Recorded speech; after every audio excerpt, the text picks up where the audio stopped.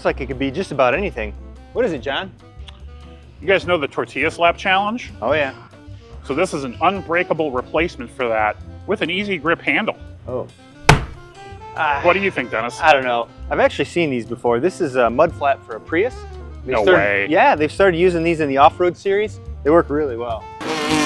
Jen, what do you think? Well, this is a little awkward. Obviously it's shoulder pads, just not like your mom's. Huh? And that's where you're all kind of wrong, folks. Oh, really? Actually, this is an RV slide-out seal. You have a bulb seal here that compresses to keep the elements out.